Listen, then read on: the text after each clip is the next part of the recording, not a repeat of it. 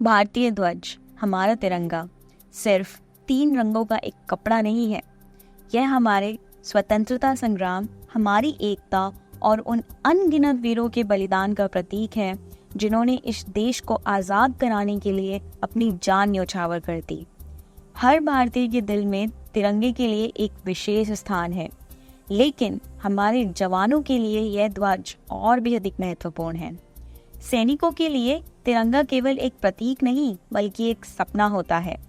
वह सपना जिसे वे हर दिन जीते हैं और जिसकी रक्षा करने के लिए वे अपने जीवन की आहुति देने से भी पीछे नहीं हटते। उनका लक्ष्य यही होता है कि तिरंगा हमेशा ऊंचा रहे, कभी जमीन पर ना गिरे, क्योंकि जब यह ध्वज लहराता है तो यह स्वतंत्रता की पहचान बनता है। यह ध्वज उस गौरवशाली यात्रा का प्रतीक है जो हमने गुलामी से स्वतंत्रता तक तय की। लेकिन क्या आपने कभी सोचा है कि आज जो ध्वज आप और मैं गर्व से फहराते हैं, उसे फहराने की अनुमति आम नागरिकों को पहले नहीं थी। 1947 में जब भारत आजाद हुआ तो आम नागरिकों के यह अधिकार नहीं था कि जब वे चाहे जहाँ चाहे तिरंगा फहरा सकें।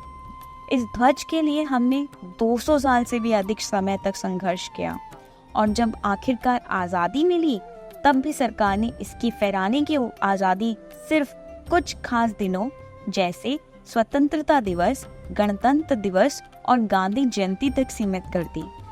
सोचिए, जिस ध्वज के लिए हमारे पूर्वजों ने लड़ाई लड़ी, उसकी गरिमा और स्वतंत्रता का आनंद आम लोग नहीं ले सकते थे। तिरंगा फहराने का अधिकार सिर्फ कुछ विशेष अवसरों पर ही दिया गया था।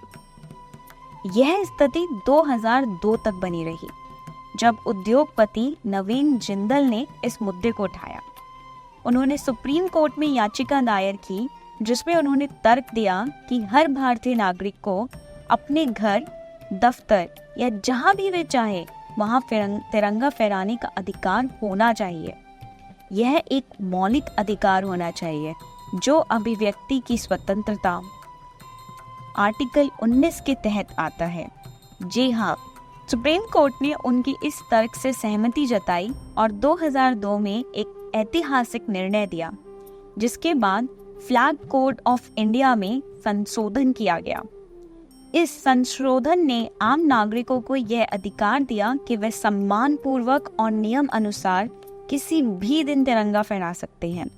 यह निर्णय न केवल तिरंगे के प्रति नागरिकों का जुड़ाव बढ़ाने के लिए था, बल्कि इसने तिरंगे को हर भारतीय के लिए गर्व का प्रतीक बना दिया। इस ऐतिहासिक निर्णय के बाद वर्तमान एनडीए सरकार ने 2022 में हर घर तिरंगा अभियान की शुरुआत की। जी हाँ, यानी कि लगभग 20 साल बाद। इस अभियान का उद्देश्य यह था कि हर भारतीय अपने घर पर तिरंगा फहराए और इस गर्व का हिस्सा बने। यह अभियान आज़ादी के 75 साल का जश्न था और अमृत महोत्सव का एक हिस्सा था। इसने देश भर में लोगों को तिरंगे के साथ जुड़ने का मौका दिया। इस दौरान फ्लैग कोड ऑफ इंडिया में कई और परिवर्तन किए गए। पहले तिरंगा केवल खादी या हाथ से बने कपड़ों से ही बनता था, लेकिन अब इसे पॉलिएस्टर और मशीनों से भी बनाया जा सकता है ताकि यह सभी के लिए आसानी से उपलब्ध हो सके। इसके अलावा पहले तिरंगे को केवल सूर्योदय से सूर्यास्त तक ही फहराया जा सकता था, लेकिन अब इसे रात में भी उचित रोशनी में फहराने की अनुमति दी गई। हालांकि यह स्वतंत्रता ध्वज के सम्मान और गरिमा के साथ जुड़ी है। फ्लैग ऑफ कोड में आज भी कुछ सख्त नियम हैं जिनका पालन करना अनिवार्य है। उदाहरण के लिए, तिरंगा कभी भी जमीन पर नहीं गिरना चाहिए।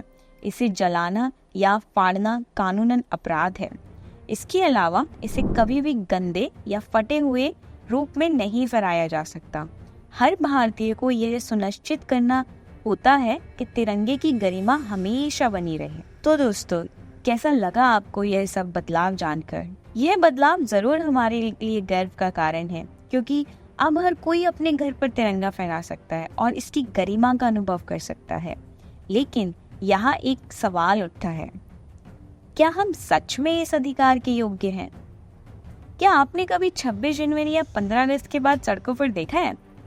तिरंगे जिनका सम्मान होना चाहिए वे कचरे के डब्बे में पड़े मिलते हैं, और कई बार तो यूं ही सड़क पर। राष्ट्रीय ध्वज जो हमारे देश का गौरव है, त्योहार के बाद गंदगी में या सड़क किनारे बिखरा हुआ दिखता है। यह स्थिति सोचने पर मजबूर कर देती है, क्या हमने तिरंगे को वो सम्मान दिया जिसके हम हकदार हैं? क्या हम इस स्वतंत्रता का सही ढंग से उपयोग कर रहे हैं? पहले जो जानकारी मुझे गर्व से भर देती थी कि मैं तिरंगा फहरा सकती हूँ, वो भी कभी भी, वही आज के इस दृश्य को देखकर मुझे सवाल करने पर मजबूर कर देती है कि क्या हम सच में इसके काबिल हैं? आपका क्या मानना है? इस पर अपनी राय जरूर दीजिए। कमेंट्स में अपना विचार जरूर साझा कीजिएगा। अंत में मैं सिर्फ यही पंक्ति कहूँगी, झंडा ऊंचा रहे हमारा, विजय विश्व तिरंगा प्यारा। जय हिंद।